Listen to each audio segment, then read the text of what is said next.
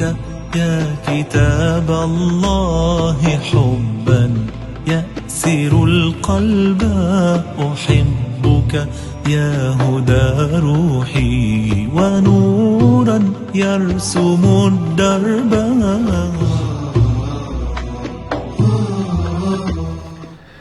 بسم الله الرحمن الرحيم والصلاة والسلام على سيد المرسلين سيدنا وحبيبنا وإمامنا محمد بن عبد الله وعلى آله وصحبه ومن استنى بسنتهم إلى يوم الدين.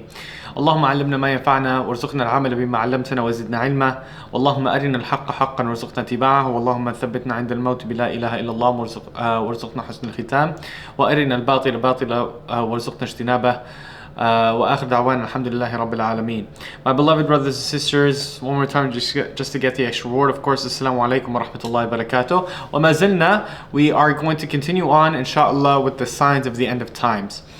One of the signs of the end of time, we're just going to continue on from where we left off last episode, inshallah. Another sign of the end of times is that homosexuality would be widespread. The Prophet ﷺ says, إِنَّ مِنْ أَعْلَامِ السَّاعَةِ وَأَشْرَاطِهَا أَنْ يَكْتَفِيَ الرِّجَالُ بِالرِّجَالِ وَالنِّسَاءُ بِالنِّسَاءِ. Ibn Mas'ud, from the signs of the end of times is that men would seek men and women would seek women. And this is obviously happening in our lifetime today. And it's been so normalized even though there was nothing normal about this. وَلَا حَوْلَ وَلَا قُوَّةَ إِلَّا بِاللَّهِ. So that's a sign of the end of times, is that this stuff would be widespread and it's going to be so normalized. Like even like subhanallah, if you go to like government buildings or even in schools and stuff like that, that's what they're trying to enforce onto our children, and it's just going to be so normal for everyone. So that's one of the signs of the end of times. This is one of the signs of the latter days. Another sign of the end of times is that young people will have lots and lots of money and women would plot against men. This is a very, very, very important one, because unfortunately today, this is what I like to call the Western idea of feminism. And what I mean by the Western idea of feminism is not equality, because for some reason, the Western idea of feminism is women are trying to assert themselves over men. They're trying to dominate men. And this is from the plots of shaitan, is to, feminize men and, masculinize women. That's from the plots of shaitan, and this is one of the signs of the end of times. The Prophet ﷺ says, يَا ابْنَ مَسْعُودٍ إِنَّ مِنْ أَعْلَامِ السَّاعَةِ وَأَشْرَاطِهَا مُلْكُ الصُّبْيَانِ وَمُؤَامَرَةُ النِّسَاءِ. This is very obvious. You'll see that a lot of young people are going to have a lot of money, and there's going to be a lot of women that are going to be plotting against men. Like there's going to be like this whole boss attitude kind of thing that a lot of women like to call. This obviously has nothing to do with actual feminism. Actual feminism is what they call equality, and this is something that was a movement that happened back in the 1930s. Right? But more modernly, more in today's day, we've all heard the term, toxic masculinity. And people use, this verb and, this word and many other words very liberally, that all men are just toxic just by the fact that they are men. And they have to be more feminine. Men have to be more feminine. The whole idea of men should not control, men should not lead, right?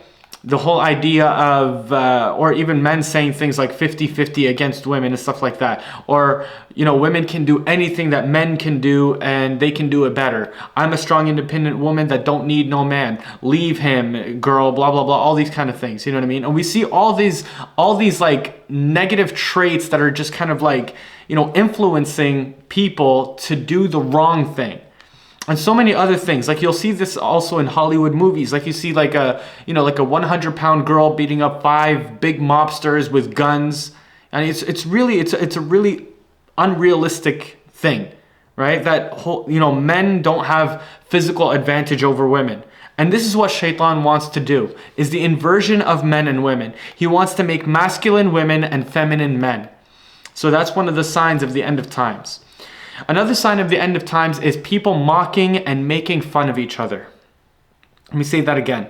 People are going to be mocking and making fun of each other. And again, we see this everywhere. On your late night shows with Fallon and Kimmel and Mabarif Ish, you see, stupid shows like Wild and Out, right? They see who can out insult the other person, right? And you also see stuff like that's like really unnecessary things like the impractical jokers. And that's exactly what the Prophet ﷺ said it would be.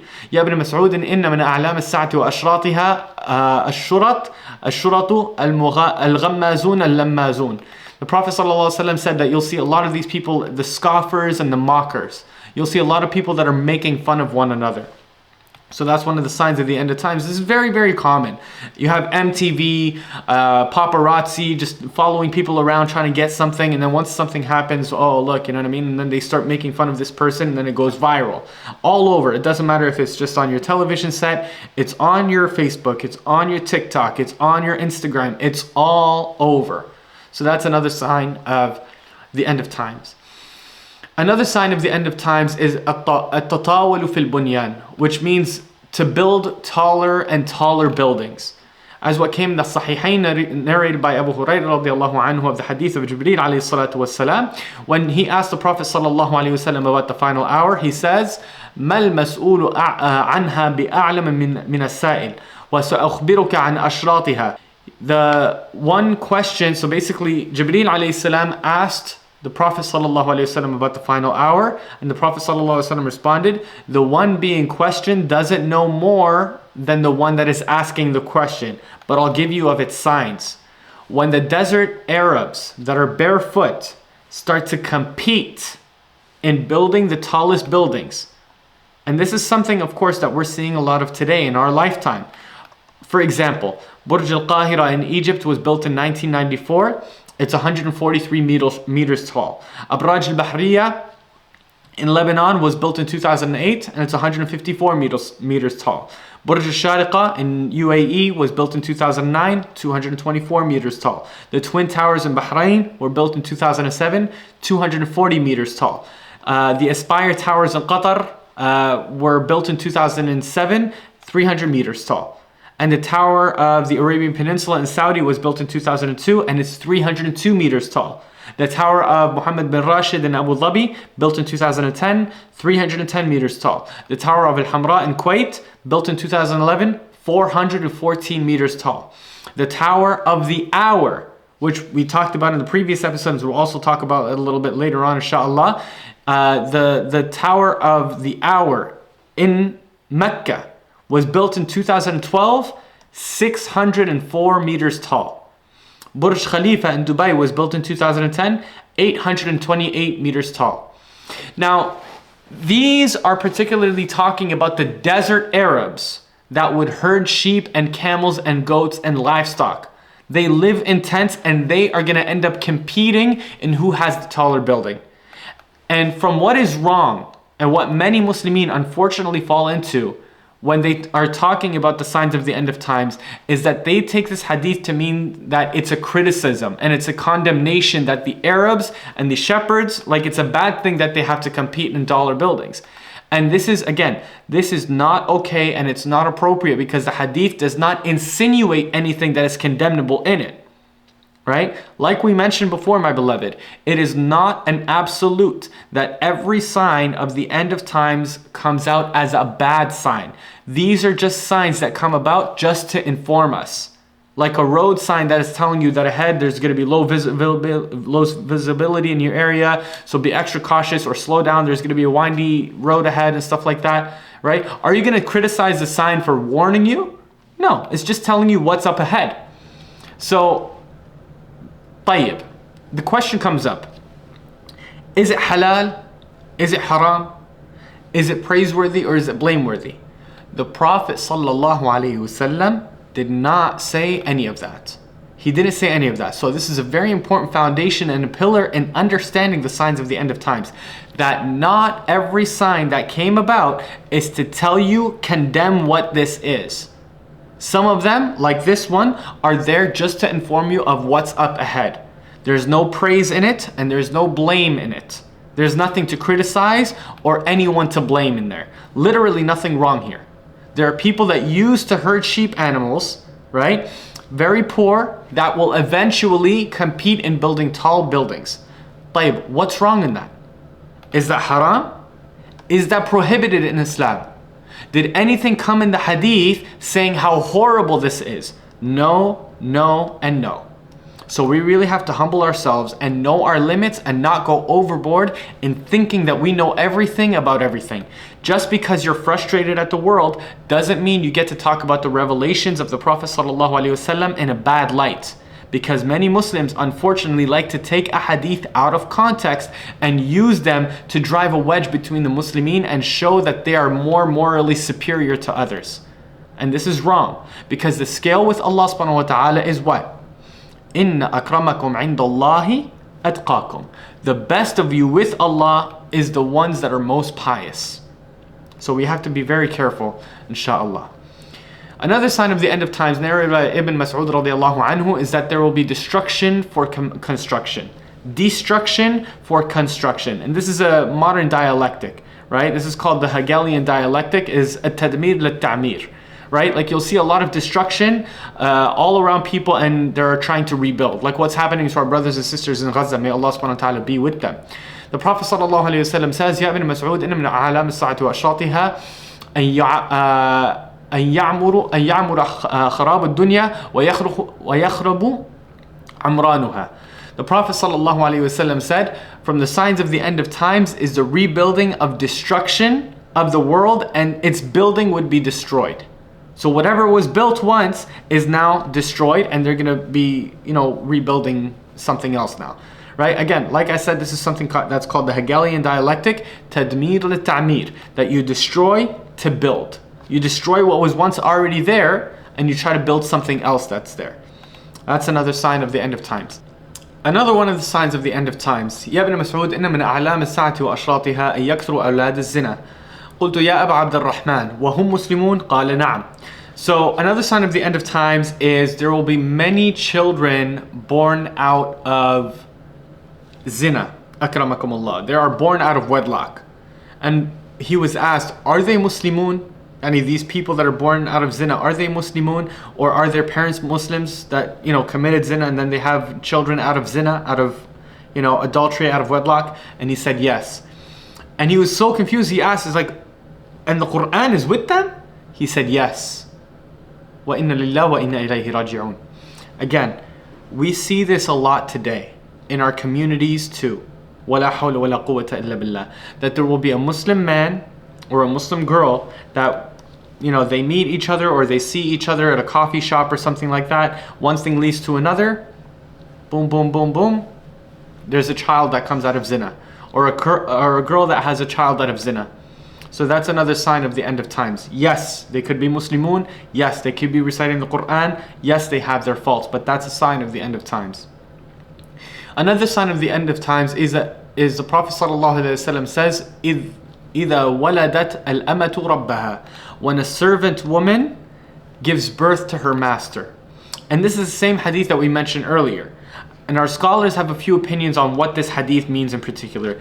The first is that when a Muslim or when the Muslimin end up taking over other countries, there are those that are prisoners of war, and some of them would be servant women. And when they get pregnant and they give birth to the child, she would be technically giving birth to her leader. Right? So that's one opinion of the scholars. Another opinion is that our scholars say that this has to do with uquq al-walidain. Pay attention here. This has to do with uquq al-walidain, which means to be disobedient to your parents. Which means to be disobedient to your parents. That the children towards the end of times will be so bossy and so difficult to deal with that his parents will be there to basically serve this child as if they are servants of the child. We see this everywhere today. We see this everywhere. And this is what makes more sense, to be honest, because all over we see children going absolutely nuts against their parents. People like me get messages on the daily from parents. I don't know what to do. I don't know how to control my kids. My kids are controlling me. And we have to talk about this. We have to talk about this because if the parents did a better job in raising their children, they wouldn't be so wild. Pay attention here. This is to the parents and to the children. Don't think that, just because I'm saying a few things right now means that this is going to give you the license to go and start, talking all kinds of nonsense to your parents. No, pay attention. Because that's a big sin in Islam. And pay attention to the parents, because this doesn't mean, you hear what the ustaz said, now I get to talk to you however I want, or I get to treat you however I want. Pay attention, parents and children. The man that came to Umar ibn al-Khattab radiallahu anhu, and he was complaining to Umar ibn al-Khattab about his son being a disobedient son. And he said to the child, you are transgressing against your father. And the child asked Umar radiallahu anhu, he says, Ya Amir al-Mu'mineen, what are my rights upon my father? He said that he chooses a good mother for you, he names you a good name, and that he teaches you the Quran. And the child says, Ya Amir al-Mu'mineen, my father did not do any of those. He didn't choose my mother to be a good mother. He did not name me a good name, and he never taught me a word of the Quran. And Umar radiallahu anhu arda turned to the man and he said, you disobeyed your son before he disobeyed you. So if we as parents are good to our children and discipline our children in the best way, and don't let them by any means go wild, then where does this start? This starts with choosing the right spouse, a person of religion, a person of good character, a person of good etiquette. And of course, after that, to teach them salah, to teach them reading the Quran, and teach them the deen and good character, and teach them good, teach them what evil is, so that they get closer to good and stay away from the evil. Then inshallah, these children will grow up good, children listening to Allah subhanahu wa ta'ala, listening to their parents, obedient to Allah, and you and they won't fall under any of these categories. Because uquq al-walidain, as we just mentioned, is a big sin in Islam. It is a major sin in Islam. And major sins in Islam are things like murder, drinking alcohol, fornication, magic, riba, usury, and things of that sort. So uquq al-walidain falls under that category. May Allah subhanahu wa ta'ala protect us. Another sign of the end of times is that a believer in a tribe would be the most pathetic one in his tribe. A believer in a tribe or in a group of people would be the most pathetic one in that group of people. إن من علامة الساعة وأشراطها أن يكون المؤمن في القبيلة أذل من النقد. Right? Ibn Mas'ud, from the signs of the end of times is that a believer would be more humiliated than an ugly goat. And again, this is something that we're seeing a lot of today. If you are the one that might be waking up your friends or something like that to go pray or stuff like that, they see you, or they want to edge you out, right? This whole idea of nobody likes a preacher. This whole idea of I don't want to go to the shisha bar. I don't want to be surrounding myself. It's okay, khalas, you stay. And then you become, like as they say in English, you become the black sheep. Whether it's a family, whether it's a group of people, group of friends or whatever, the tribe, this is one of the signs of the end of times, that if you are a believer, if you have faith, then people sideline you. People don't want to deal with you. People just don't care about you, and you become more ugly from the naqd than an ugly goat. And that's a sign of the end of times. وَلَا حَوْلَ وَلَا قُوَّةَ إِلَّا بِاللَّهِ. Another sign of the end of times is excessive killing. The Prophet ﷺ said in a hadith narrated by Abu Hurairah radiallahu anhu is that there will be excessive killing. وَالَّذِي نَفْسِي بِيَدِهِ لَيَأْتِيَنَّ عَلَى النَّاسِ زَمَانٌ لَا يَدْرِي الْقَاتِلُ فِي أَيِّ شَيْءٍ قُتِلْ or قتل وَلَا يَدْرِي الْمَقْتُولُ فِي أَيِّ شَيْءٍ قُتِلْ. By the one, the Prophet ﷺ said, by the one who holds my soul in his hand, there will come a time on humanity that a killer will not know why he killed, and the one that is killed, he will not know why he is killed. And they asked him, Ya Rasulullah, how will that be? Like, how can someone kill not knowing why, and the killed not knowing why he was killed? And the Prophet ﷺ said, Al-Harj, which means vicious savagery. And if we look at this sign, we see that its presence is as clear as the sun. There is not a single day that has been going by in today's day and age, whether it's from the east or west, except that murder is literally everywhere. You look everywhere, every day, on your TV, on your TikTok, on your Instagram, everywhere you look, it's all filled with the suspect and the victim had no contact prior to the murder. They literally did not know each other. The attacks were completely unprovoked. Why do these people do this for absolutely no reason? These are quotes, the ones that I just said, these are all quotes that I actually pulled from 4 videos that I found about this. It literally took me 2 minutes to find all of these quotes. You can watch these things all over, everywhere. Killing has spread like wildfire, right? Just recently here in the United States, there's this woman that gets on a bus. She's from Ukraine. She gets on a bus, right? She sits down, minding her own business. She doesn't know anyone. She's just sitting there minding her own business. And just as she sat down, maybe a minute or 2 later, the guy behind her got up and he stabbed her.